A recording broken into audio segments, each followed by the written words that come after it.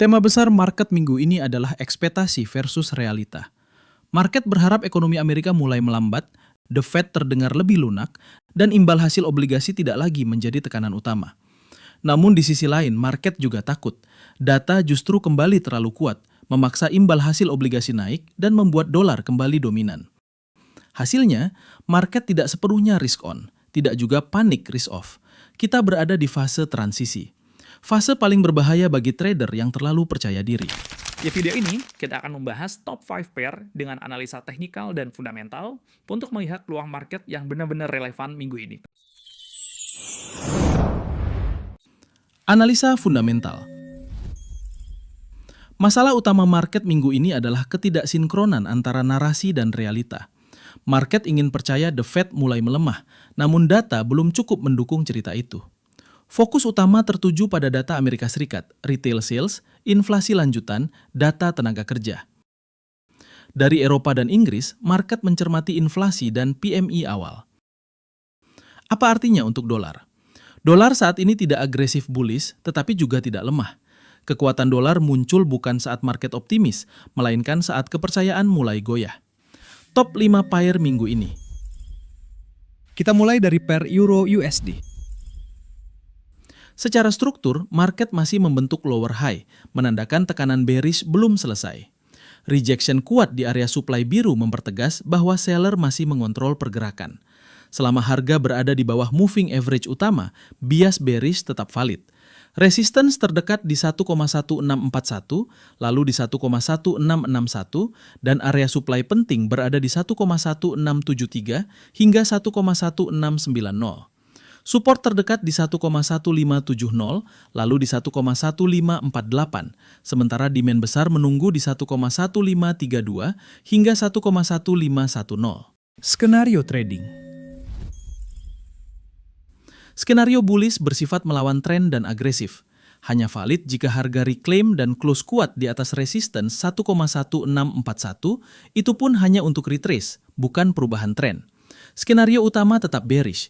Rejection dari resistance membuka peluang kelanjutan menuju 1,1570 lalu 1,1548. Jika tekanan seller masih kuat, maka harga berpotensi menuju 1,1532 sampai 1,1510. GBP/USD. Pair GBP/USD menunjukkan pola distribusi yang jelas setelah gagal menembus area supply.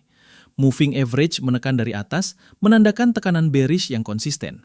Resistance terdekat di 1,3413, lalu 1,3439, dan area supply utama berada di 1,3455 hingga 1,3484.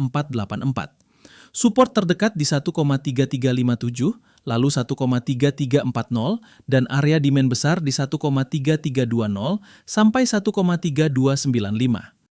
Skenario trading. Skenario bullish hanya valid jika harga reclaim dan close kuat di atas resistance 1,3413. Itu pun probabilitasnya rendah. Skenario favorit tetap bearish. Pullback ke area resistance 1,3413 atau 1,3439. Kemudian terjadi rejection dan harga melanjutkan penurunan menuju demand bawah. USD JPY. Pair USD JPY saat ini berada di fase distribusi teratas di area 159 ke atas. Harga kembali ke struktur tengah dan pair ini sangat sensitif terhadap pergerakan imbal hasil obligasi Amerika Serikat. Resistance terdekat di 158,70, lalu 158,87, dan area supply berada di 159,08 hingga 159,33. Support terdekat di 157,83, lalu 157,66, dan area demand utama di 157,48 hingga 157,17. Skenario trading.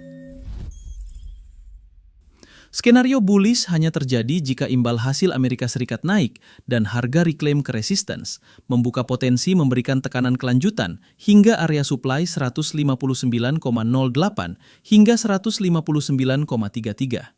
Namun secara struktural, skenario bearish lebih rasional. Jika harga gagal bertahan di support terdekat 157,83, penurunan ke area demand sangat memungkinkan di harga 157,48 hingga 157,17.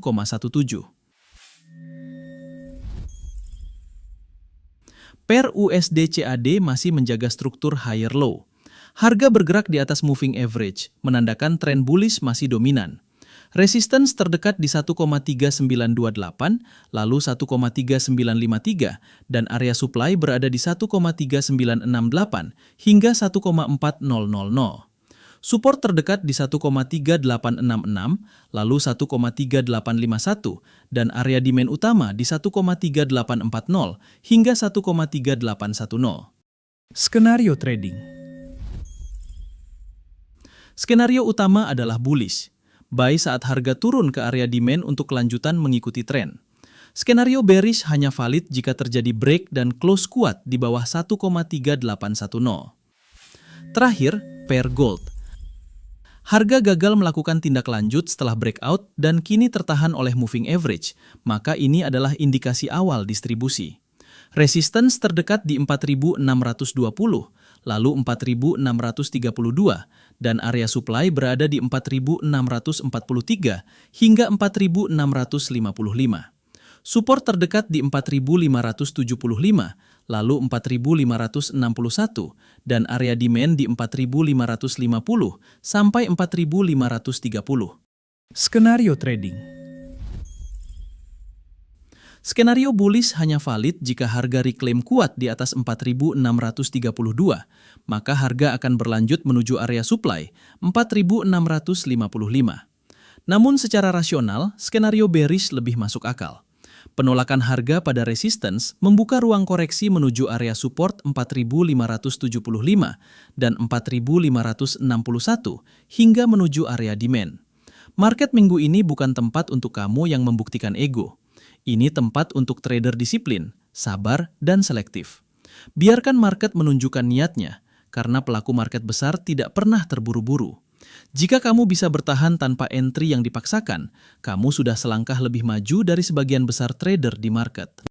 Jika kamu merasa analisa seperti ini membantu kamu membaca market, jangan lupa like, subscribe, dan bagikan ke sesama trader. Trade smart, manage risk, dan semoga profit konsisten.